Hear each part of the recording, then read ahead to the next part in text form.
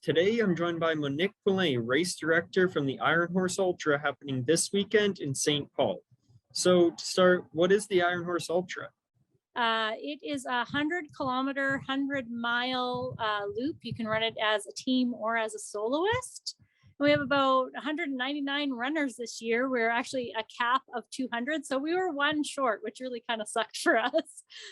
And yeah, it's all on the backcountry range roads, use of the Iron Horse Trail, some private land that the runners can take part in. We have probably for every two runners, we have probably one volunteer, just marking trail and marking trail and yeah, getting things organized, helping them check in. We wouldn't be able to run it without our volunteers. It's a 100% volunteer run organization from start to finish. And you had mentioned the Iron Horse Trail. So what exactly is that?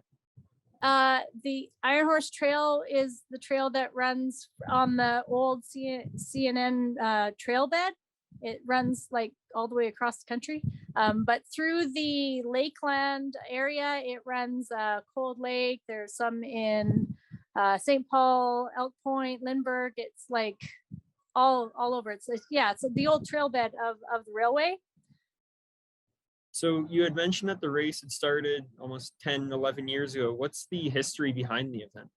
Ultra distance running is slowly grown into a fairly large event. It's really good for social distancing, actually.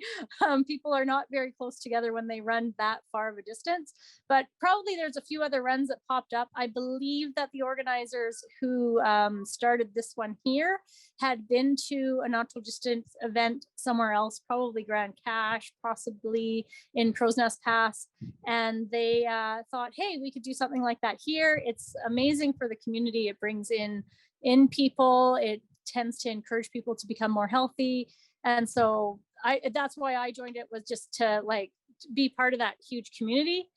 And yeah, they should I think that's why they started here, and we have such a beautiful landscape for people to experience that they don't usually get to. So I think that might be why they started it. It's definitely part of the reason why I joined up with the committee later on. And what's the whole atmosphere like at this event? We are really well known for our hospitality. We bring that small town love to our event. We usually have like a great big supper for the runners on the Friday night when they pick up their packages. And then on Sunday morning, when all the runners have finished running, because they start Saturday morning, they don't end till Sunday morning.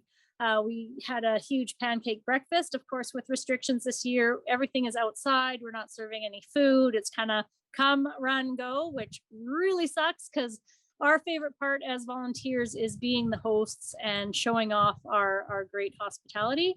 So hopefully these runners that come this year will return. The new ones will return to find out what we really are about with that big atmosphere. These ultra-distance runners are amazing. They bring so much appreciation to us. They just love the fact that we allow them to go out and run on this land. So yeah, they're full of appreciation and determination, and it's absolutely amazing. And so what's the whole course like for this? Is it primarily gravel road, or? If you can think about it, you're probably going to hit it. Yeah, they run, as I said, they run roads, but they also run through fields, and they cross barbed wire fences. It's a little bit of everything. The course is pretty much the same every year. I would hate to try to find a different 100 miles of course to mark.